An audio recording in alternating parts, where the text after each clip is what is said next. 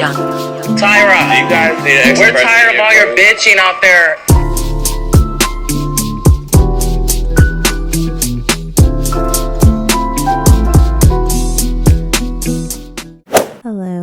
Hello. Welcome back to another episode of Kombucha Hour, the podcast. We're back in action. It's currently, what time is it even? It's 12:20 p.m. on Friday. And I recorded this entire thing. Well, I had planned to record this entire thing yesterday, but I wanted to add something and I ended up saying fuck it and just saying I don't want to add it. I don't want to make it too long. So here I am. Welcome back. I know I have been gone for a few weeks. I think it's been a month now. My laptop was smashed. So I had to go get another laptop, which those are the most expensive thing ever. Like, can we talk about that? Anyway, so I had to go get another laptop. So thank God for pawn shops. And so we're back in action. I figured out how to download GarageBand and iMovie, which is what I edit with. And it has been such a task. And also my headphones, the Beats that I usually use, broke last week, which is when I feel like it was, no, I'm not going to say it was a blessing in disguise because it fucking wasn't. It was very expensive to get new headphones. Actually, I just got like some cheap ones and they're shaped like a cat. I got them from Amazon. Like, it's like the Ariana Grande headphone wannabes, but it's like the really cheap ones because I'm a broke bitch, but it's like the knockoff ones. But my Beats broke last week, and last week I was planning on doing a completely different episode. I was going to do something on... what the fuck was I even going to talk about? I was going to talk about something, but then my Beats broke. So I was waiting for these headphones to come into the mail and they're here. So now I completely changed topics. And this week we are going to be talking about the Impossible Burger. And I thought I wanted to incorporate the Impossible Burger with the palm oil. And I thought like the title, I always usually do like 3 separate bullet points in like every single podcast, or I try to do that. So I wanted to do the Impossible Whopper and kind of talk about that. I wanted to talk about animal testing and palm oil all in one because I felt like they kind of all coincided, especially if you follow me on Twitter. That has just been the hot topic since I decided that I'm a bored bitch. And I tweeted, I wonder if I could start a riot on Twitter because I'm bored as fuck. And I did, and it was fucking awful. So this whole episode is just going to be about the Impossible Whopper, what I found out, the information that I found, defending myself and my veganism, because if you follow me on Twitter, which I am assuming most people do, if you don't, my Twitter is at Tyra the Taurus. I tweet really shitty tweets. If you're into that, you should follow me. But yeah, anyway, if you follow me on Twitter, you saw like the whole Impossible Whopper, people trying to take my V card away for eating the Impossible Whopper. And I've always been one of those people that I love to defend myself, and I love debating and getting into controversial topics, even if it's sometimes annoying.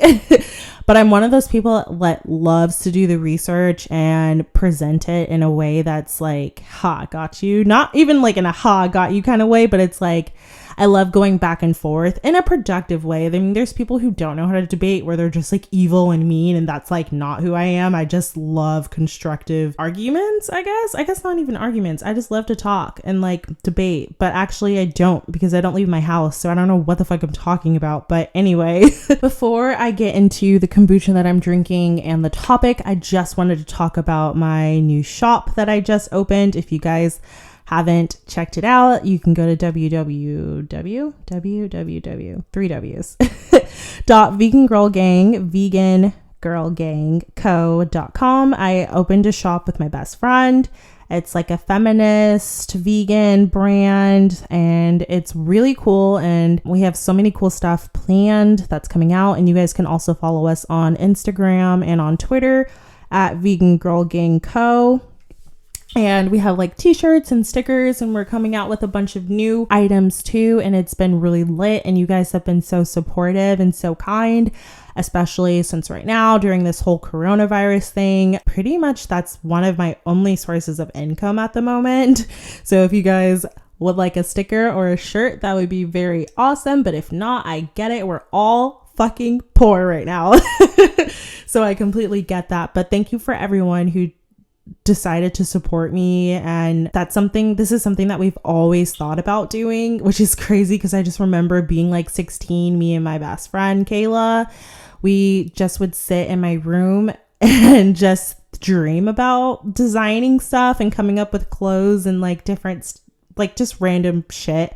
So it's been really cool that you guys have been so supportive, and I love creating Vegan Girl Gang. When we were deciding different names for the shop, once we decided on Vegan Girl Gang, I was so excited because it was exactly what I wanted to create, like a gang, I guess, of like badass bitches. I don't fucking know. Like, we're just so cool. I just love vegan women and like feminism. Well, actually, I feel like I identify more with womanism than feminism, but I don't not claim to be a feminist. I do claim to be a feminist, but I more identify with womanism, but I am still feminist.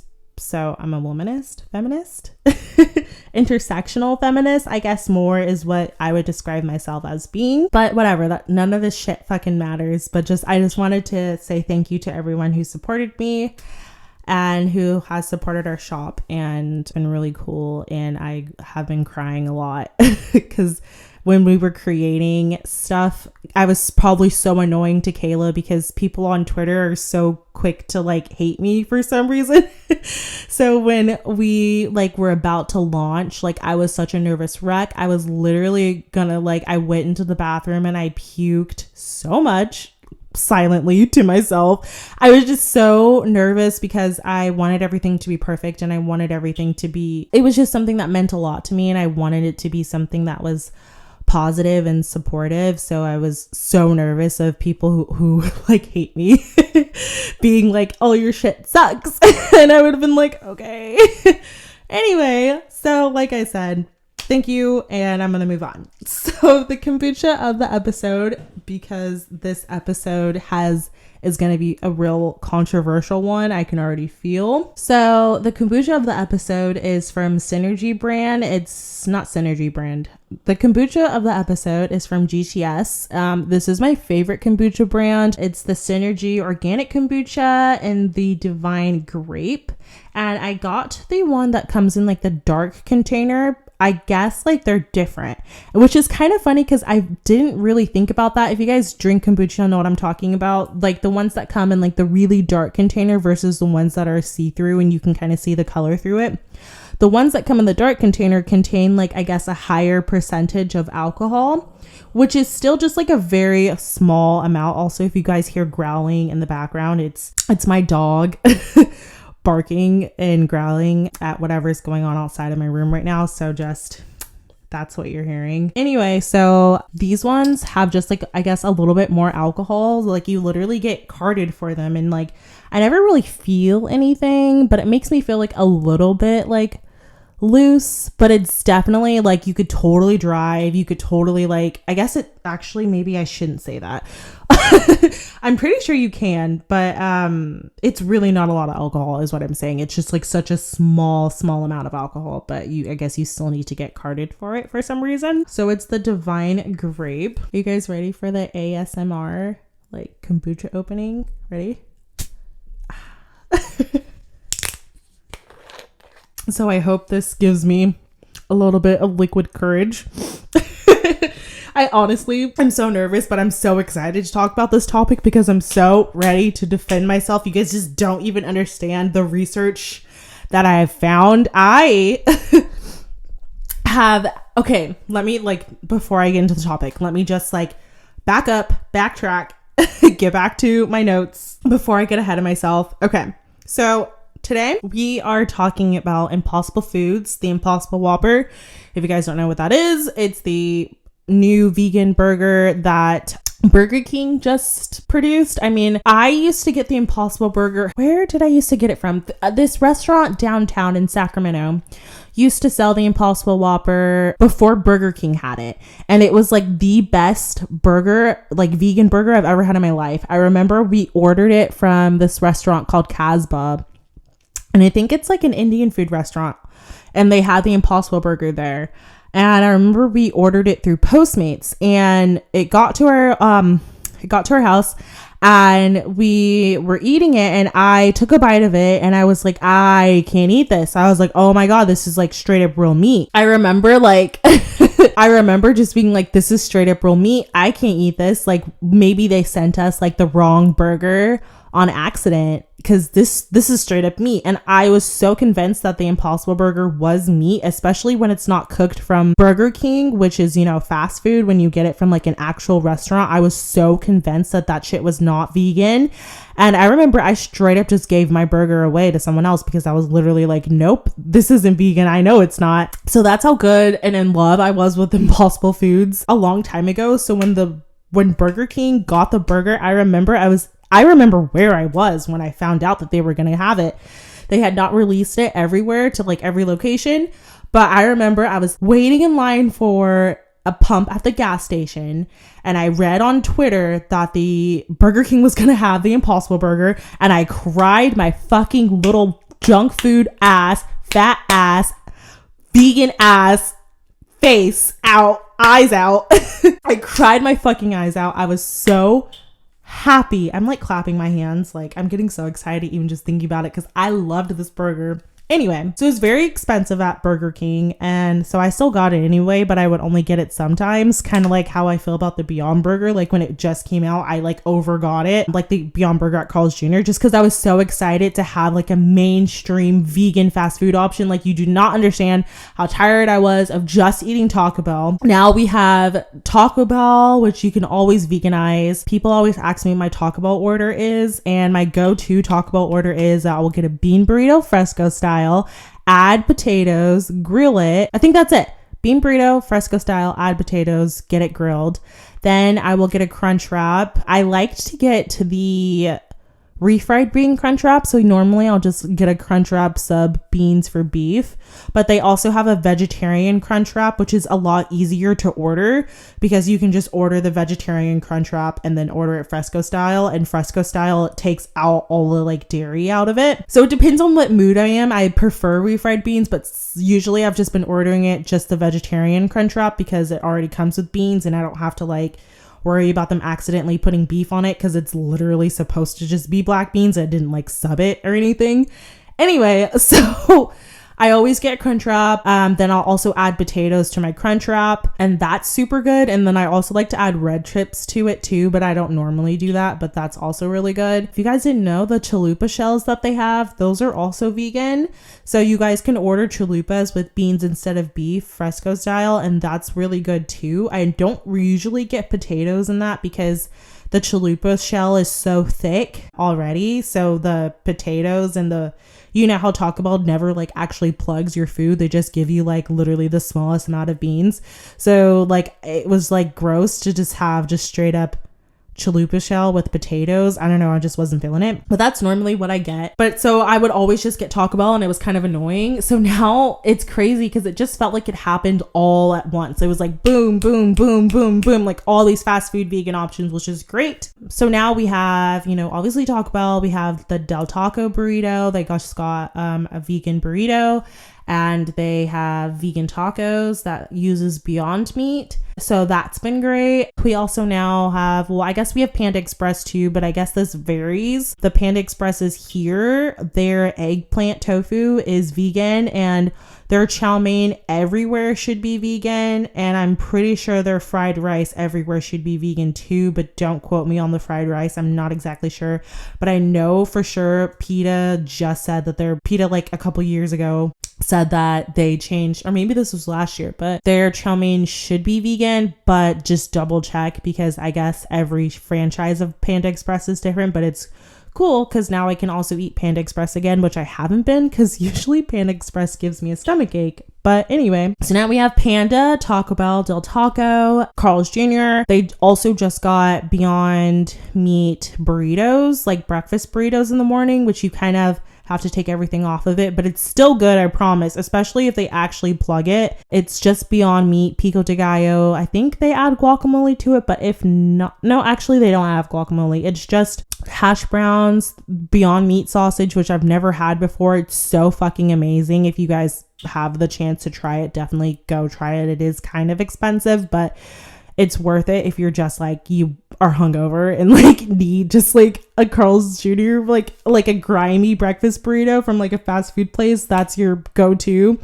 I just like love having these options because it just sucks to just like not have the option. Like obviously eat plant-based, eat whole foods, blah, blah, blah, be healthy, whatever.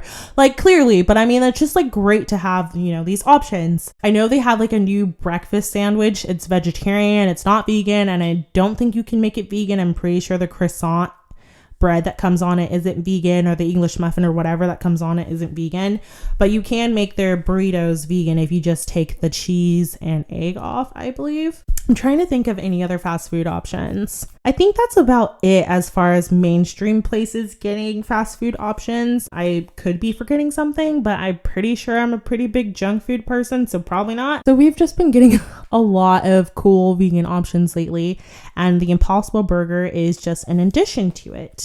So Burger King right now is doing 2 for $6 on their Impossible Whoppers too. So if you guys haven't had a chance to, you know, try the Impossible Whopper due to it being kind of expensive there, this is the perfect time. You can eat them all at one time, like me. Or you can get one, give one to a friend, or you can save it for later or whatever. I usually like to go home and add way more lettuce to mine, and also vegan mayonnaise and ketchup and vegan cheese. But normally I don't really have vegan cheese because I'm just not a really big vegan cheese person. I'm actually just have never been a cheese person at all, not just anything against vegan cheese, but lately I've been craving cheese, so it's been nice to add that to the Impossible Whopper too. Now that I went on a tangent on fast food options, I just wanted to, like, in case someone who is like transitioning to vegan or like didn't really know that they had these options, I just wanted to let people know that those were an option for them. So let's talk about the Impossible Whopper and the controversy surrounding the Impossible Whopper that has the whole vegan community fucking shitting their fucking goddamn pants. Okay, so the CEO of Impossible Foods, his name is Patrick O'Brown, I'm pretty sure. And from what I've seen, he is actually vegan and has been vegan for quite some time. And he was a professor at Stanford, which is here in California. And he decided after pursuing teaching that he had a desire to kind of just like switch career paths and wanted to address like the urgent problem of climate change. And so he got a team of like top scientists or whatever, you know, really smart people to recreate the sensory experience of like eating animal products. So the mission of Impossible Foods and like kind of what their mission is to, I mean, and this is according to their website, their goal and their mission is to make sustainable plant-based products and to eliminate the need to make food from animals due to, you know, animal agriculture using extreme amounts of the world's natural resources. So they're mostly about sustainability and recreating animal products through plants. So that's important to keep in mind throughout this whole experience. Obviously, or I guess this episode, obviously they are still a vegan company from what I have researched, but I think their main goal is sustainability and environmentalism. So that's important just to keep in mind.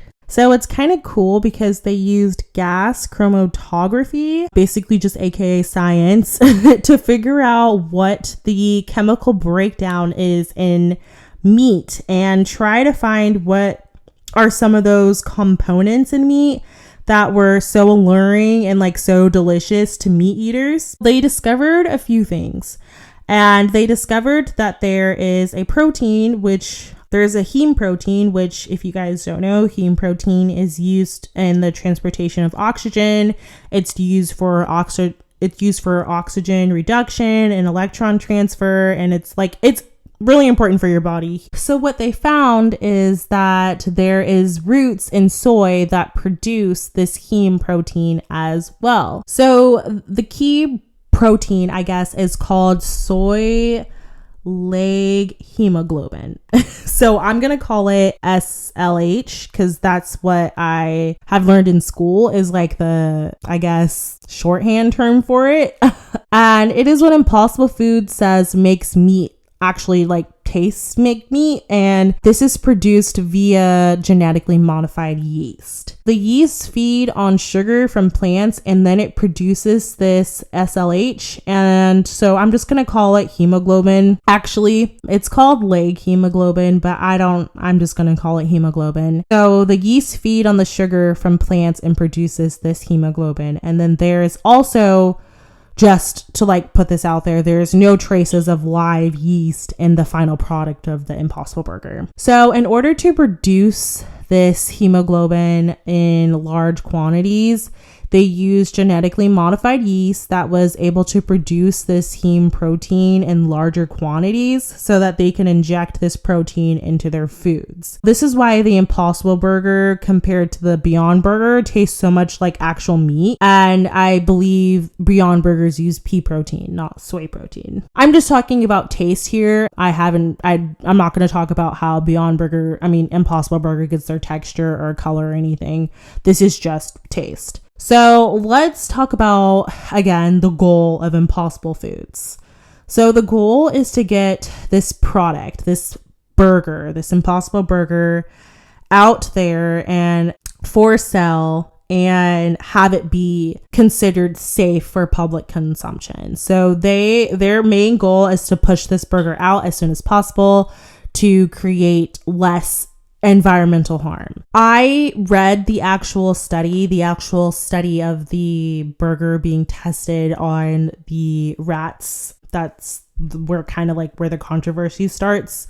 So I'm not going to obviously read the entire study, and I can't really link it from this podcast. So if you guys would like to read the actual study yourselves, feel free to DM me and I can link you the actual study. It's really not that long. Or you could just read the abstract of the study and that kind of tells you the gist of what the study is about. But I'm just going to kind of summarize it as best that I can. In the very beginning of the actual study that was conducted, in like the introduction to their study, it starts off right off the bat by saying that Western diets containing meat have a larger negative impact on the environment and, obviously compared to plant-based diets.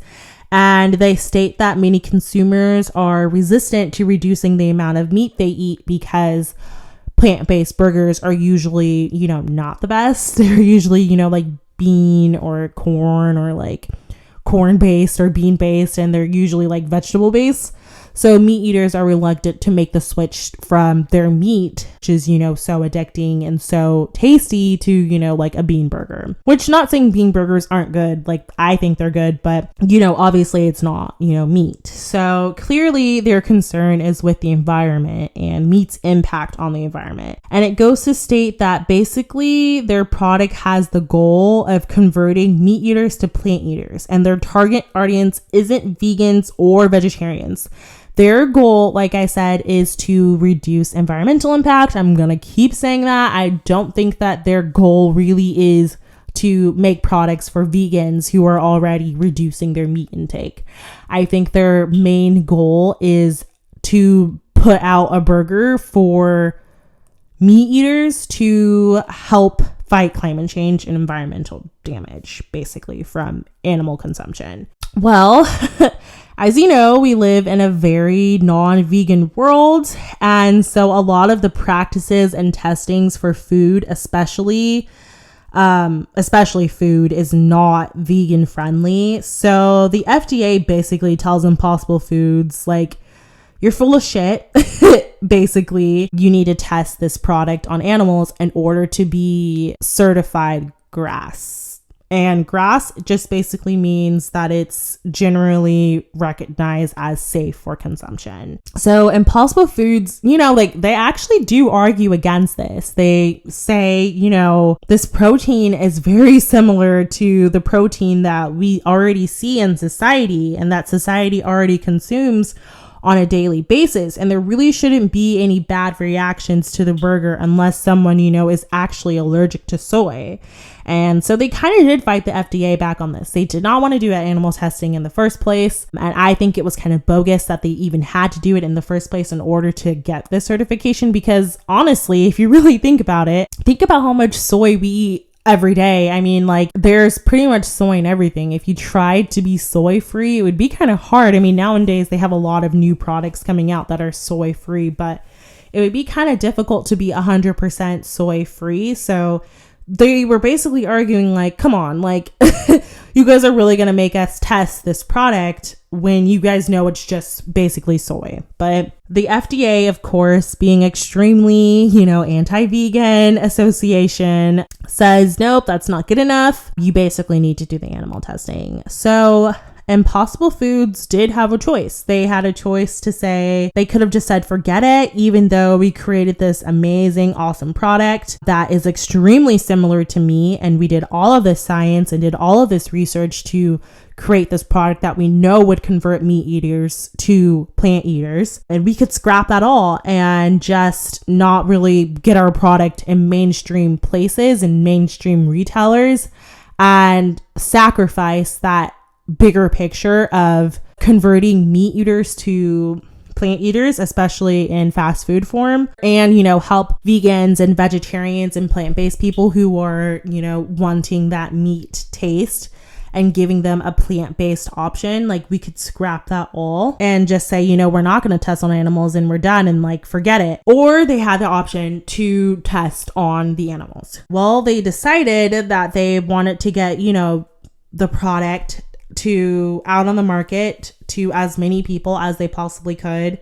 So they went ahead and did the testing on animals. Now, this is where it kind of gets controversial in the vegan community, especially in the cruelty-free, people who identify as cruelty-free community. Like I said, Impossible Foods never wanted to test their product on animals. After they decided to go ahead and do the testing on the rats, they tried to find a lab that uses the best end practices to not, like, they tried to find a lab that is well known for being humane. I mean, as far as humane you can get as animal testing, I don't really consider animal testing to really be humane if in the end the animal dies. So they tried to find the place that would be the most humane, in quotation marks. So they searched for a lab that is not known for doing like extreme testing. And so reading this study came at the most perfect time for me, because I actually am currently enrolled in 2 research method classes right now. I'm enrolled in research methods through nutrition, and I am also enrolled in research methods through psychology. So I'm taking basically 2 research method classes, and we just read studies pretty much all day. So this podcast episode was just like perfect, because I was able to read this study and kind of interpret it, and I actually was able to write a paper on it. So it kind of like went hand in hand perfectly. The first thing I did, obviously, as being a student who is researching, being a student that's researching, yeah, that totally sounds smart, but the first thing I did as a person who is trying to become better at reading research and scientific studies, the first thing I did was scroll all the way down to the conflicts of interest. That's always like what I want to know first before I go into reading a story. Were there any conflicts of interest? I mean, we see this all the time with studies that'll say dairy is good for you. Just for example, let's just say like there's a study that says dairy is good for you. Before I even want to dive into this study, I want to see if, who funded it, who did the study, who contributed to the study. So the study, let's say the study was conducted by the dairy, or not conducted, let's say the study was funded by the dairy industry. You at least know going into the study. I'm not saying that study couldn't have, dairy is not good for you. That's a bad example. But I'm not saying that studies that have conflict of interest can't be unbiased. It's just nice to know going into a study who the conflict of interest is, and it's usually listed towards the very bottom. So that's the first thing I did when I was reading this study. As far as conflict of interest goes in the study, there are 3, and I'm trying to be as unbiased as I possibly can here. I know vegans are like, they're coming for me saying like, oh, you're gonna like just defend the Impossible Burger. I'm saying how I feel. I'm being very open. Don't believe in animal testing. I'm just like being unbiased. I'm reading the conflicts of interest. I'm acknowledging the conflicts of interest. I'm not trying to be like, I'm just giving you guys the information, and obviously I'll give you guys my full opinion at the end, but I just wanted to give you guys all the background information first so that you guys can form your own opinion. And that's why I want you guys to read the studies, and especially since it's on vegan Twitter, and even me included, and I just tweeted this and I deleted it because I was like, whatever, I'm not trying to start anything else about this impossible debate. But it's like, we take so much stuff that as factual and we don't actually research it ourselves. We just retweet it and we're like, that's right, it came from a vegan, it has to be right. And you know, I'm not saying that people don't do their research. I'm sure that they do, but sometimes we just can get into a mode where we think anything that's pro-vegan is 100% correct, and that's just not the truth. And that's the same with anything that's anti-vegan. It's not 100% the truth either. Anyway, so like I said, I want you guys to know I went into this obviously as an impossible eater, but I'm giving you guys the information so that you guys can form your own opinions and do what you guys think is best for you. But I just hope that you guys listen to the whole podcast first before you make that decision. And then if you do decide you don't want to eat the Impossible Burger, you want to eat the Impossible Burger, that is completely your choice. Boo boo. Okay. Anyway, so back to the conflicts of interest. So there are 3 authors that were employed by Impossible Foods that were involved in the study. The other authors besides these 3 authors were declared to have no conflicts of interest, which is good. It's always good to see who the first author is though, because you know, they always fight for that number 1 spot, especially when you're doing citing. Obviously citing multiple authors can get kind of wordy, so you are able to condense the citing a little bit more when you're writing research papers. So it's good to have your name first on the research, and the first name listed was someone that was employed by Impossible Foods. So the first 3 authors that were listed in the study, I'm pretty sure were employed by Impossible Foods.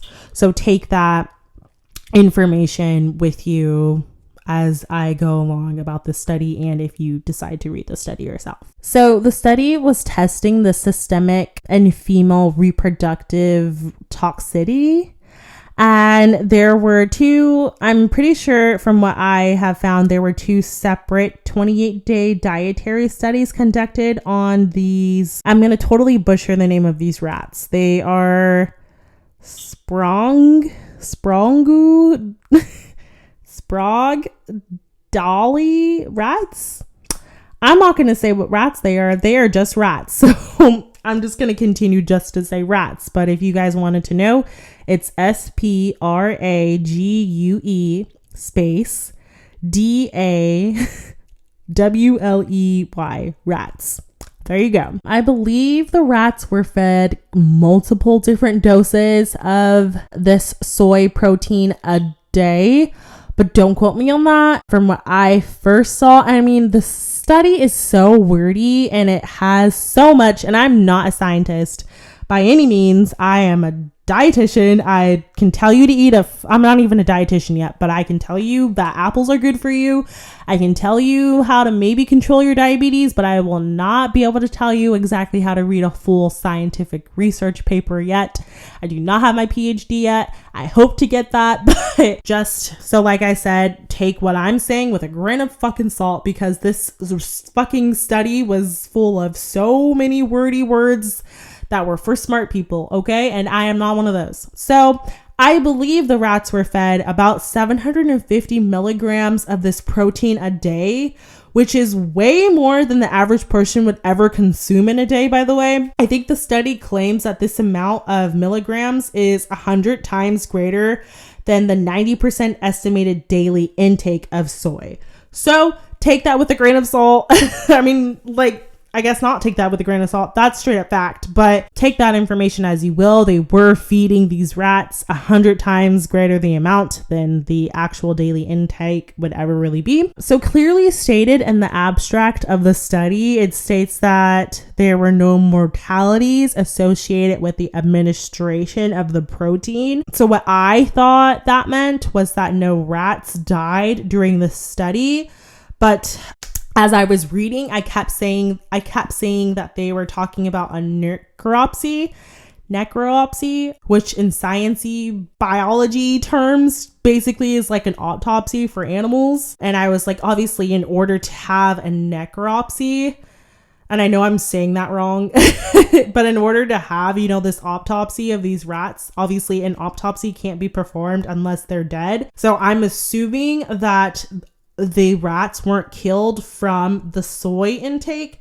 but they eventually killed the rats. And it doesn't really go into detail from what I've seen. I didn't really see how the rats were killed in the study, but I'm assuming they killed the rats to examine their organs to see if there was any damage to their organs associated with soy intake, is what I'm assuming. And I have been seeing different YouTube people say, oh, no rats died, but there's no possible way that no rats died, because clearly some had to die because they wouldn't have an autopsy without it. So I thought maybe that meant that they died naturally. And then because these rats typically, I think, don't quote me, but I remember reading that they only had like a 1 to 3 year lifespan. So I thought that meant that they possibly could have lived out their full lives, and then once they died, had an autopsy performed on them. But I'm pretty sure that's not what happened. I'm pretty sure they just killed them and after the study was done and examined an autopsy,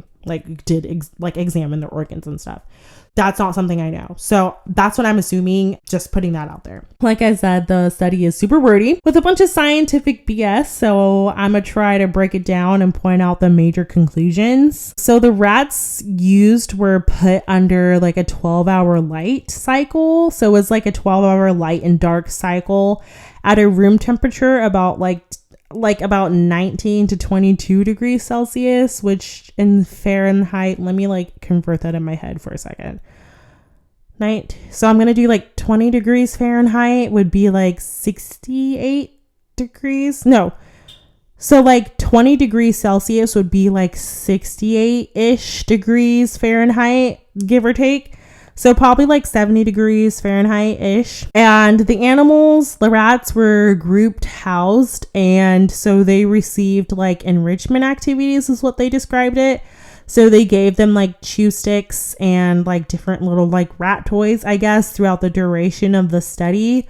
So it's not like they were kept in these little small cages where they just fucking went crazy. I mean, I'm not justifying anything. I know vegans are going to be like, Tyra justified animal cruelty and her no, I'm just saying that they were kept with other rats that they were able to socialize, and they were given treats and toys and stuff like that. They weren't abused, or I guess they were technically abused because they were killed, but do you guys know what I'm saying? They weren't kept in these little small cages where they fucking went mad and were banging their head against the fucking glass like we see in the movies. Okay, anyway, so they were housed together socially. I don't know if they were together all the time, but it just said that the animals were group housed. So I believe their ages ranged from 7 to 8 weeks of age during the start of the study, and there was 1 control group per sex and 3 dietary levels per sex. So I think that just meant they were giving them different doses of the soy, but again, I'm not exactly sure, and I don't really think that makes a huge difference. I just know that they were given way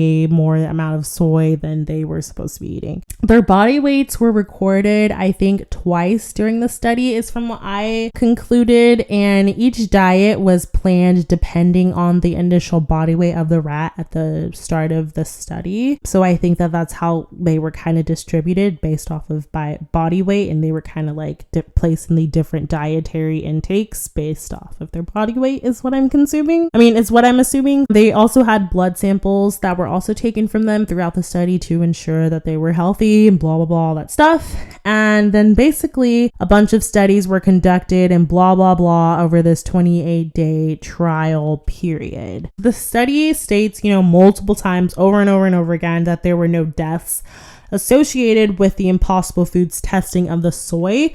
But like I said, I'm assuming they killed them to examine their organs at the end. So in the study, if you come from a world of science, like I said, I'm a nutrition and foods dietetics major. So I have read so many cruel studies with animal deaths in the thousands. So I was kind of surprised that the Impossible Foods testing only involved, I think, under 130 rats. I have just seen so many awful tests. I have just read so many studies, especially just during this research classes. I have read so many studies with thousands and thousands and thousands of animal deaths for one study. And that just seemed to be kind of common in my life at this point. So when I saw that Impossible Foods testing only had I'm not saying only, I know people are going to be like, oh, she's justifying it again. I'm going to cry my fucking eyes out because the fucking rats died and Tyra's justifying it. No, I'm just saying typically that's not normal. Typically from what I've seen, there are, especially for a major retailer, to only have 100 or so rats is kind of insane, especially since I have seen that, like I said, number be in the thousands. And I'm not saying that there aren't other tests too that have numbers in the hundreds or even less than that. I'm just saying that from what I have seen, the lower amount of legal rats that you can use is usually in the hundreds in order to get the GRAS certification. So like I said, animal testing regardless is cruel and awful, and there is a lot of pushback now, especially as our generation, is shifting and people are becoming more and more less ignorant to sentient beings and being more aware of their feelings. So I believe we're going to hopefully see a shift away from animal testing very, very, very soon. I have just seen it just from what my professors have told me, that there is starting to become more and more awareness consciously in the science community of people who are starting to care more about animal testing. And honestly, there is a controversy if animal testing is even accurate because our bodies are so different, obviously, from rats and bunnies and stuff like that. So there is kind of a shift, and especially just have been seeing there's the numbers of accuracy when we do animal testing is just so bizarre sometimes, and it's not even accurate. It's just been so it's controversial, and I think it will soon be pushed out, hopefully. And then these vegan companies that are emerging are able to get these certifications and stuff without having to bend their morals kind of for the greater good. I think that is going to happen, especially as the generations come, if we don't destroy it from climate change. So Impossible Foods used like I said, a small amount of rats to do their testing. Brown, who is the CEO, like I said, of Impossible Foods, explained that he used the minimal amount of rats legally possible, and that they were housed, as I described above in the study, in the best conditions possible at a lab that's known for the best humane practices. And so he definitely went out and researched, what is the less amount of harm that I could possibly do in order to get this burger out to the mainstream world. So now that I've kind of explained the study, like I said, the study was conducted. It was concluded that there was no harm done to the rats as a result to eating the soy. Therefore, it's safe for general consumption, and Impossible Foods was able to get their certification through GRAS, and now they're able to sell to more major retailers instead of only being able to sell at small local shops, which I guess explains kind of why I was only able to get their burger at very remote different places, and now it's more mainstream and hopefully will now be sold in stores and stuff like that too, but we'll see where that goes. So now I kind of want to shift into my personal opinion now that I've given you guys the full background on Impossible Foods, their goal, their strategy, why they did what they did, how they did what they did, and kind of give you my viewpoint as a vegan who is clearly against animal testing. I just feel like I've been talking forever. Like, do you guys ever get tired of hearing the sound of my own voice? In my GarageBand, I don't think it tells me how many seconds or minutes I've been recording. So I really just talk and talk and talk. And that's why I was like, I should probably only talk about Impossible Foods in this episode and not try to talk about all of animal testing and all of palm oil, because those are just two huge topics too on themselves. And I know, okay, so I also wanted to talk about PETA's response to the Impossible Foods bullshit, because they came out with this weird article study thing with like all these like weird unnamed like sources, and it was just like very sketch, and I felt like I was in like a Criminal Minds episode, like putting together all this like random shit from PETA. So I decided to just go ahead. You guys know how I feel about PETA. Like, I really don't care. I don't hate them, but I don't love them. I don't think they're good for the vegan community, but I also think they're good for the vegan community because they've helped me go vegan, but I also feel like they do a lot of harm. Whatever, I don't like to give my attention to PETA because I think everybody gives their attention to PETA. I think vegans are so like, we're so focused on making sure that meat eaters don't associate us with PETA, and we're just like, oh my god, I hate PETA. Like, make sure all the meat eaters know that I'm not for PETA, which I think is good. I'm not saying that it's a bad thing, but I just think there's so much attention on PETA, and I don't really care about PETA that much, so I'd never really like to give them that satisfaction of, I don't know, I just feel like every vegan and their grandparent loves to just, I hate PETA, just letting you know that I don't like PETA, and it's like this big like, I don't like PETA thing. And then there's vegans who like PETA and they go like, and they defend them without like logical thinking. I don't think PETA is 100% bad.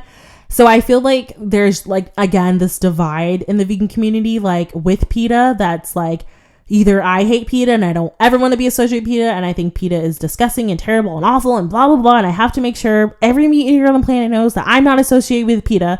And then there's the other vegan that's like, I don't think PETA's that bad. I think you guys are over-exaggerating, blah, blah, blah, blah.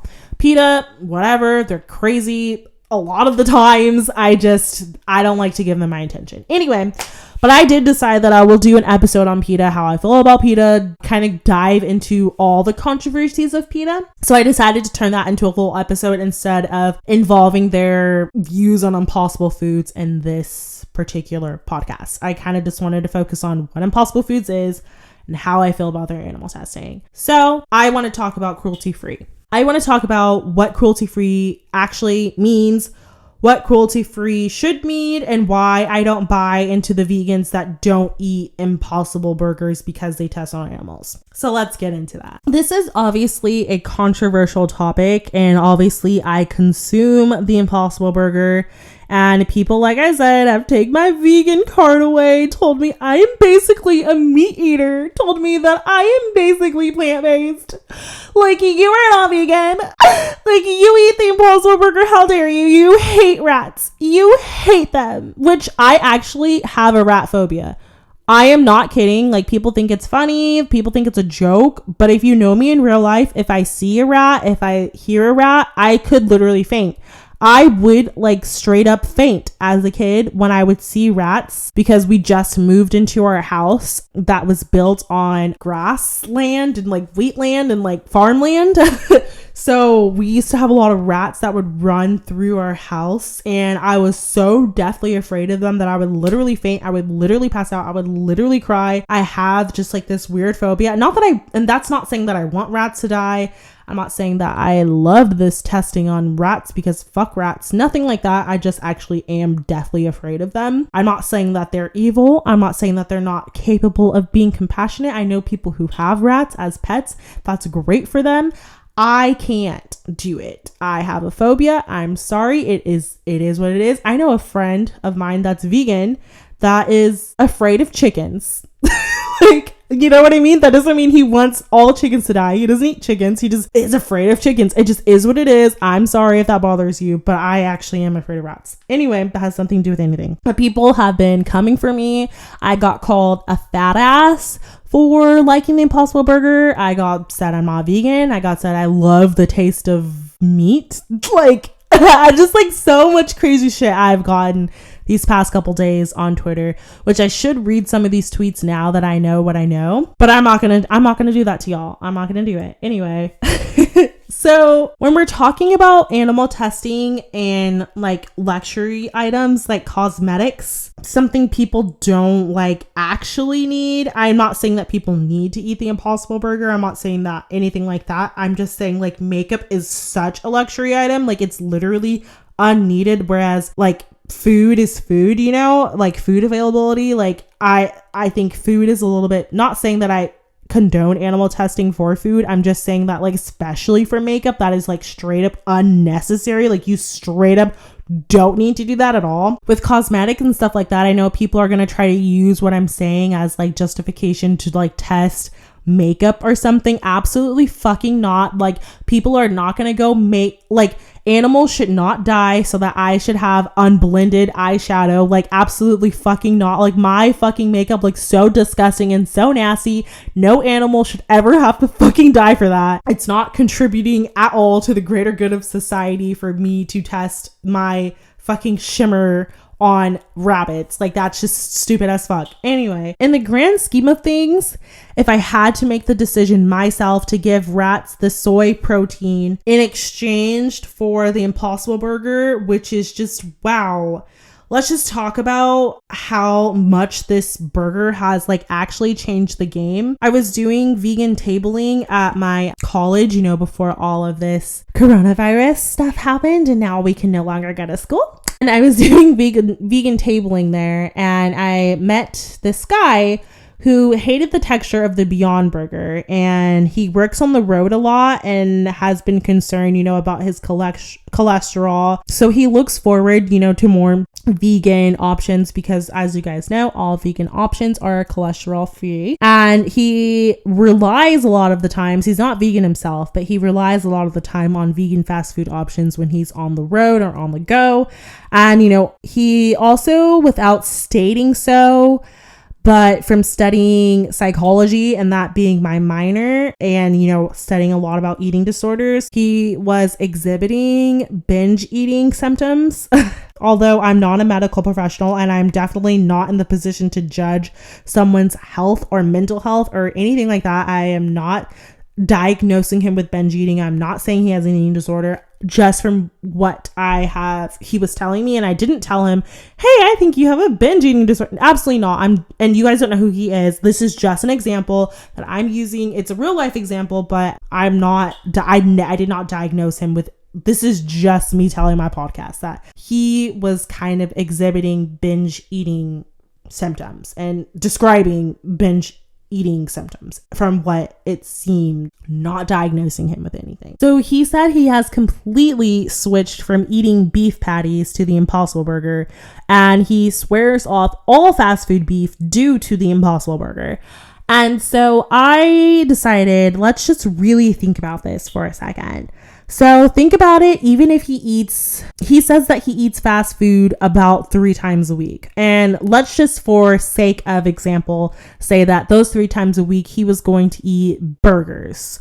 He could eat, you know, tacos or ground beef or something or whatever. But let's just say, for sake of example, he eats 3 beef burgers a week when he gets fast food 3 times a week. So a quarter pounder burger, give or take, requires about 660 gallons of water. 1 pound of beef requires like 18,000 or 1,800 gallons of water to produce. So again, 1 quarter pounder takes 660 gallons of water, and 1 pound of beef requires 1,800 gallons of water to produce. So if we have a person, the guy like I was talking about in my example, who eats fast food burgers 3 times a week, that's 1,980 gallons of water per week. So this guy, with his diet of eating 3 burgers a week, contributes to 1,980 gallons of water per week for all of those 3 beef patties. If you can't picture a gallon, let me give you like some examples. Obviously, you have a gallon of milk, which is like those stereotypical plastic containers that have like the different colored tops on them.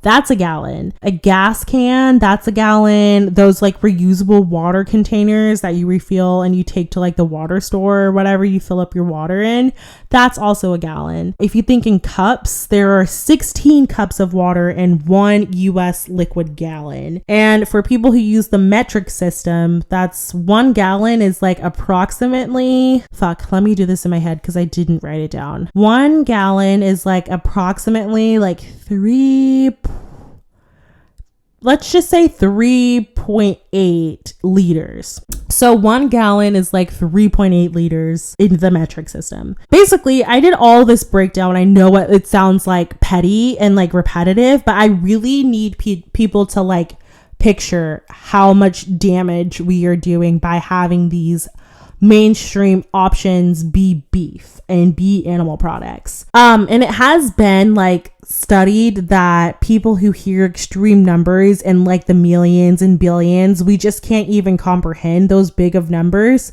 So it's good to like think of it visually, like that is 16 cups or that is 1 gallon, you know, like a gas can. And he would contribute to basically 2,000 of those 2,000 gallons of water per week just for his lunch of 1 burger for the past 3 days.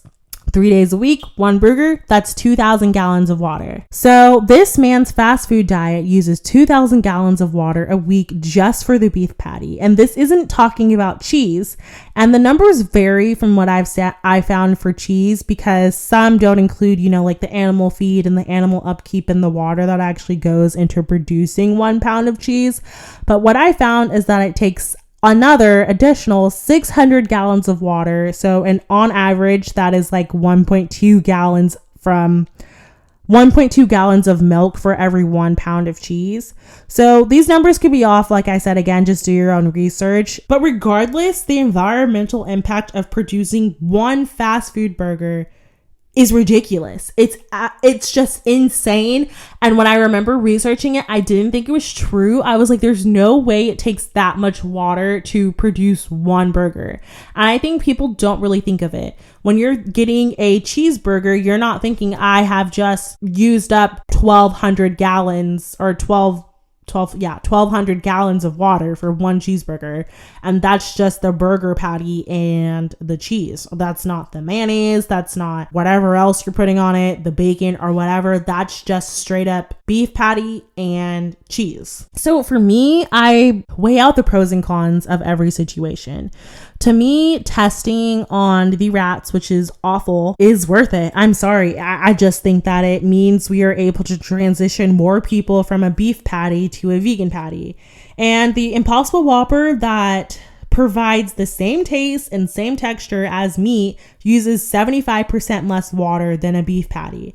Not to mention 95% less land and produces 87% fewer greenhouse gas emissions than an animal-based burger. Those percentages is just amazing to me, and it like literally makes me so happy when I think about the fact that there are so many people out there. Like this guy is just one example that has switched their meat consumption to fully being the Impossible Burger and fully using way less water and way less energy and way less land and way less resources to fund their diet or produce their diet. And I just think it's really fucking cool, and it makes you like kind of want to cry. But like, I just think it's so cool that we are able to create these different textured and tasting meat products that are made from plants, and I just think it's really fucking dope. Anyway, so Impossible Foods wanted to get this product, like I said, out to the public as fast with urgency, which I share that same desire and that same urgency.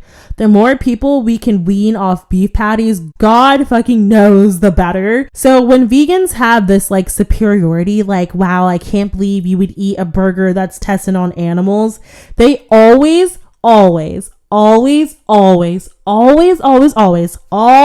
forget and never, ever ever mention the foods that they eat that were tested on animals as well. They always have this like superiority, like, oh, you're so awful. Like, I can't believe you're eating that burger that was tested on animals, but never mention the extreme amount of foods that they eat in their everyday lives that were also tested on animals. For example, they never mentioned, the fruits and vegetables that were also tested on animals due to GMOs. Animals had to eat GMO fruits and vegetables in order for them to ensure that they were safe for consumption. That means all of your fruits and vegetables that you were eating that are GMO produced were 100% tested on animals at some point, but they never bring that up. They always just bring up the Impossible Burger being tested on animals. And I'm going to butcher this name, but I think it's xanthan gum. I don't really know how to pronounce that. I think that's right. Xanthan gum, which is like in a variety of products, has been tested on multiple animals on multiple different times, and there's no outrage there. I mean, even tennis balls aren't even technically vegan. They also contain animal products. So that means if you're not going to eat Impossible Foods for their animal testing, then you should also not eat Beyond Meat. You shouldn't eat Ripple because Ripple uses pea protein that was also tested on animals. That means no hemp or rice products, considering those were also FDA certified as GRAS. GRAS, like I said, by the way, just means generally recognized as safe. And before I get into another point, which this is the part that just like gets me, like, this is the part where I was waiting to get to this part of the episode because this is the biggest defense I have for myself, besides the fact that I think it's justified not justified. I just think that we live in a non-vegan world and we in our everyday lives do things that aren't really vegan friendly just because, we have to make some source of means of income. And I also think that we also sometimes have to do non-vegan things to potentially produce more vegans, as like I said, we have to go through different testings and different things like that to get FDA approval so that we can create more vegans. And it's sad because we don't live in a vegan world, so clearly the practices and testing that are available to us aren't vegan. But if you just Google foods that are certified by the FDA as GRAS, generally recognized as safe for consumption, it'll give you a full list. I'm just going to scroll through this list of different foods and different products that vegans that were in my mentions talking about, oh, you eat the Impossible Burger that was tested on animals, that they also use, like corn oil that's tested on animals, fine shea butter that was also tested on animals, wheat germ extract is tested on animals, rice bran extract is tested on animals, corn protein tested on animals, cranberry extract tested on animals, coffee extract tested on animals, canola protein, pea protein, soy protein. And that's kind of how Beyond Meat, there was this one guy in my mentions that was going off on me for eating the Impossible Burger, saying that you can just eat the Beyond Burger. Nah, nigga, I can't just eat the fucking Impossible Burger. I mean, I can't just eat the Beyond Burger, because if I'm not going to eat the Impossible Burger because they're animal testing, you want me to not eat rice, you want me to not eat pea protein, you want me to not eat vegetables and fruits, you want me to buy all organic, which is not even technically fully organic. I mean, even sometimes things that are organic, like, you can't really say they're 100% organic anyway. It gets into this big game of how vegan can I be? Like, all you can really do is your best, and all the foods that we usually eat have been tested on animals. I mean, I can't even think about the amount of things that I've, like, this one vegan that I used to be friends with. If you guys follow me on Twitter, I tweeted about this one vegan that I used to be friends with that was texting me about how I'm not vegan because I eat the Impossible Burger and was like going off on me. She posted on her own Instagram story of her drinking Ripple, which you guys don't know, that's like the pea milk brand. They make milk. It's really good because pea protein has like a high percentage of protein. So it's one of the like few plant milks that have like a lot of protein in them. It's a really good company too, if you guys check them out. Ripple is made from pea protein. So is the Beyond Burger. Anyway, so she was like ripping me one. Ripping me ripping me. She was going off on me in my fucking text messages, being a fucking fool, all up in my text message talking about how I'm not vegan because I eat the Impossible Burger, when this bitch was straight up drinking pea milk that was tested on animals, pea protein tested on animals, just like this soy protein was tested on animals, just like the pea milk that you're drinking that was tested on animals. And this other guy in my mentions was like, I can't get behind the Impossible Burger because they test on animals. You should just eat the Beyond Burger. And wrong answer. Fucking no. The fucking Beyond Burger has pea protein in it. And that is, tested on animals. GMO fruits and vegetables, tested on animals. Shea butter, tested on animals. And the reason that Beyond can get away with saying that they didn't test on animals is because they don't need to do the testing again, because the pea protein has already been tested.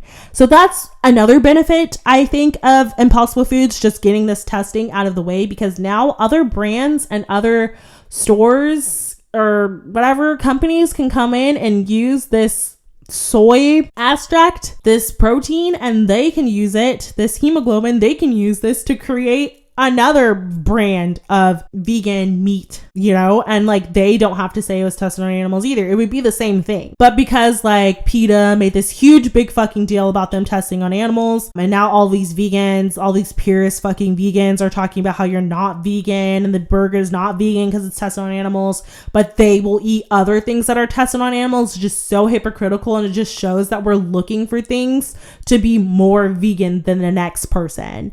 It's like, I'm more vegan than you because I don't eat the Impossible Burger, and I'm more vegan than you because I don't eat mock meats at all. Like, I am just full plant. It's just like this big game of how more vegan am I than you, basically, is what vegan Twitter loves to play that game. Another point that I wanted to make is that I know this episode is long, I'm sorry, but I have to make all these points because I don't ever want to fucking talk about this shit again. So whenever someone comes in my mentions talking about it, I'm just going to link them this episode. So if you made it this far, let me know, because I know I have just been going off on a fucking tangent. Anyways, another point that I didn't find this point. I got this from someone else, and I think it was like a blog post, and I'm not exactly sure which blog it was, but I just want to make sure that I don't take credit for this thought, but I can't think of where the blog was, and I didn't write it down. But we also spay and neuter dogs and cats, which has a mortality rate of 0.3%, meaning about 500,000 cats and dogs die in order to spay and neuter the entire global population of pets and animals. So for every 10,000, let's say like for every 10,000 cats that is spayed and neutered, we sacrifice at least 3 in order to spare the lives of thousands in the future. And I think that this is such a good example, because the testing of this protein, now no animals are going to have to die for another company or another brand that wants to use this protein again in the future. So, and it's not like Impossible Foods has to continuously, test this product. It's already been certified as generally safe for consumption. So nobody would ever have to do this testing again. And I think it's just kind of like, it's kind of similar to spay and neutering animals. Like, we know that there is a possibility that animals are going to have to die, but we are going to save more animals in the future by not overproducing a huge population of animals. By fixing our animals, we are not producing more and more animals that are going to be left out on the street in shelters and eventually have to be killed by PETA in their shelters. You know what I mean? Anyway, just like I think it's ridiculous to not eat fruits and vegetables that were produced with GMOs because the GMOs might have been tested on animals. Hey guys, also my podcast decided to stop recording in the middle of this episode. So once I realized this, I had already finished the episode, and so I went to hit end recording last night, and it decided to stop recording at that point. So I'm going to record the end of this podcast now, but just so if you guys are wondering if the sound changed or something. This is the next morning, so that's why. Like I was saying, if people want to go on the GRAS website and they want to eliminate every single thing, which I know they won't. I know they will try. And it's sad. It's not sad, but I think that I understand the frustration of living in a non-vegan world, clearly as a vegan. And I think that that's something that all vegans can pretty much unite on.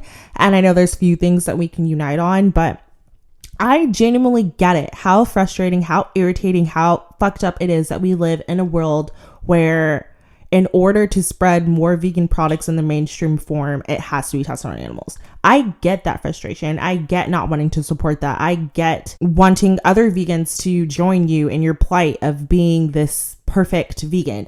Even though I know like they get a lot of flack and I have like said a lot of mean things, but like I genuinely do get it. I do. What I'm saying though, and that I think comes with just maturity and just like realizing that I'm not going to be able to be a perfect vegan, is that there's no benefit in telling other vegans that they're not vegan because they eat products that's tested on animals when you do as well. And I think that more vegans, when they realize that, hey, the everyday products that I'm eating, that I'm consuming, that I'm drinking, that I'm using in my body has an ingredient that's probably been tested on animals. I think it's sad. I think it really is something that's depressing, but I think that when they come to that realization and realize that it's kind of ridiculous to police other people for what they're eating when you are doing the same thing. My mom is saying hello to my dog this morning. Anyway, I think that when you start to realize that you're policing other vegans who are doing the same thing that you're doing, it's just kind of counterproductive. To just kind of wrap things up, I do think transitioning to human testing is the way to go. And obviously we are human. So, I mean, and like I've said before, I've been doing a lot of research for my research method classes.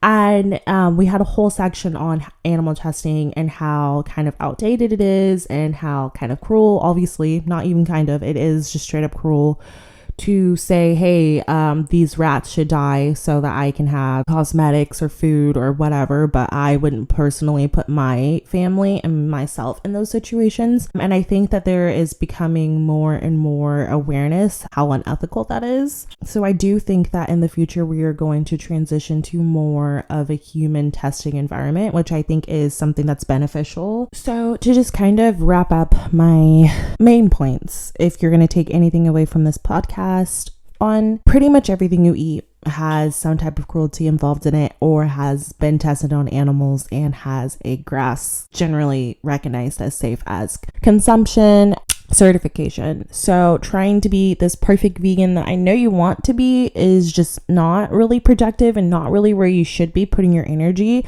And I think the best thing that we can possibly do is shift this narrative that we have to test on animals in order for things to be recognized as safe for consumption. If we are going to say that something is safe for consumption, it needs to be safe for consumption for humans. It shouldn't be safe for consumption on rats because we are not rats. We shouldn't be imposing our food and cosmetics and whatever medicines. And I know that's controversial. And I'm not saying that you're not vegan if you are doing these things. I'm just saying that we shouldn't be imposing these hardships and fatal consequences on animals when these are products for our own species.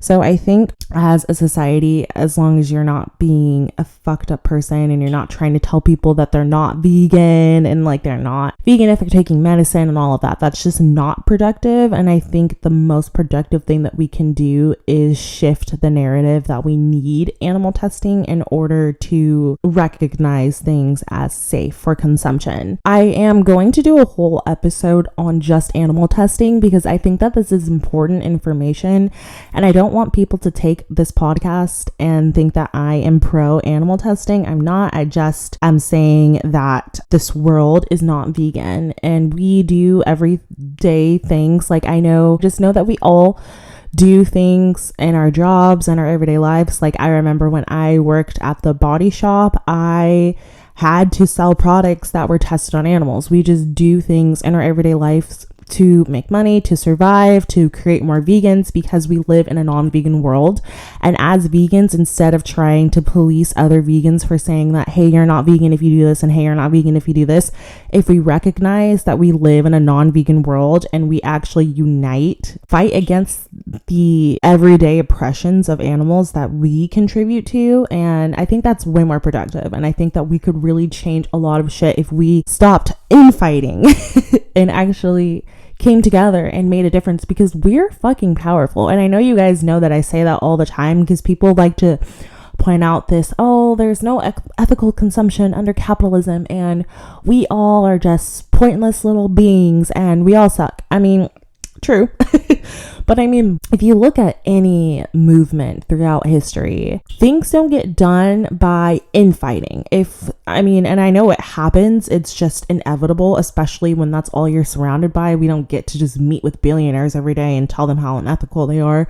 So there's going to be infighting between people in your own cause. But just like I'm sure during the civil rights movement, there obviously clearly was disagreement in how we're going to go about getting civil rights and basic human rights. So, I mean, I know that that's inevitable, but when we all come together, and I think just like, if you guys haven't seen Who Killed Malcolm X on Netflix, that's a really good documentary. It has nothing to do with what I'm talking about, but just to like give it another example as far as like outside of veganism, kind of like how Martin Luther King and Malcolm X disagreed on a lot of different things, although they were fighting against the oppression of Black people.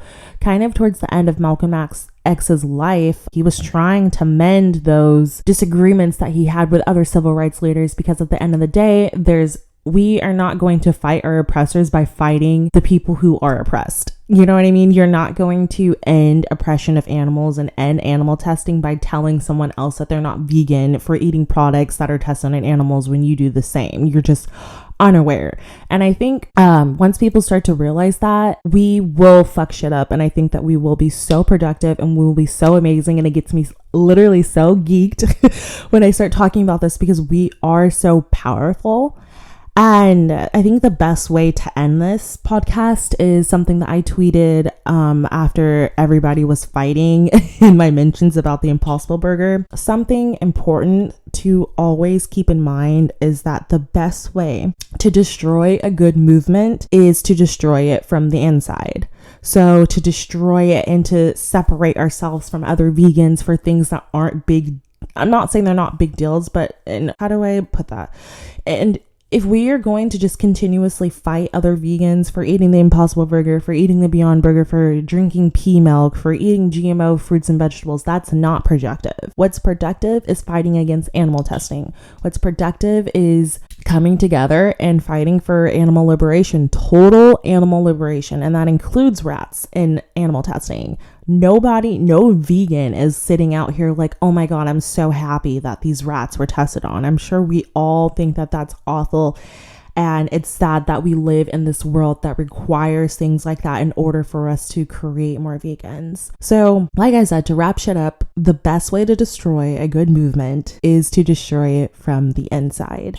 Just remember that. Remember that when you're deciding to fight other vegans, because it's not productive. And I'm not saying that we can't have conversations with other vegans. I'm not saying that we have to ignore, because I know people always go to the extremes when I say stuff like this. They're like, Tyra, you're asking me to ignore the ableism in the vegan community, and I can just not do that. Like, I'm not saying to do that. I'm not saying that we can't criticize, especially the way that our advocacy is harmful and wrong and just straight up ableist. I'm not saying that. I'm just saying that the fighting within each other is not productive, especially when it's about petty shit. Obviously call out racism, obviously call out sexism, obviously call out homophobia. I'm not saying that.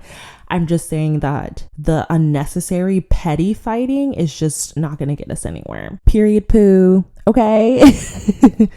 So that's all I really have for this podcast. I'm sorry it took forever. I just had so many downfalls. If you guys are trying to get a sneak peek of what I have planned, I want to do an episode on mass incarceration. That is a topic that is very important to me. And when I first went into college, I wanted to be a criminal justice attorney. And so that's something that I have a lot of passion for. So I want to do an interview with my mom, who worked with criminals her whole life. And that's kind of what sparked my passion for justice reform and criminal justice reform in general. And her insight and her opinion on everything is kind of cool. And I've always wanted my mom to be my first interview that I do on my podcast, because I just feel like that is just kind of what I've decided. I want my mom to be the first person that I interview. I don't know. So I want to do that. And then I'm also planning a whole episode on Anita Hill. I've been pretty vocal about her on Twitter, about her sexual assault case that involves like Joe Biden and stuff like that. So I will be doing a whole podcast episode on just her case. And then also, to wrap things up, I decided that maybe I should do a whole episode on Malcolm X, because I think that there is a lot of people who didn't get that education about him, and so it's so easy just to erase him from history. So I decided that maybe, I know a lot of people even close to me just think that he was just this crazy radical black guy who hated white people. So I decided that maybe that might be beneficial as well. But if you guys have any topic recommendations or anything like that, please let me know. And yeah, thank you guys for supporting this podcast. I promise I will be more consistent now that I have my laptop again and all of my editing software back. And I'm very excited, and I hope that you guys are excited too. And so yeah, I'm gonna wrap shit up, because all I do is talk, and it's hella annoying. So I will see you guys at next week's episode. Thank you so much. Peace.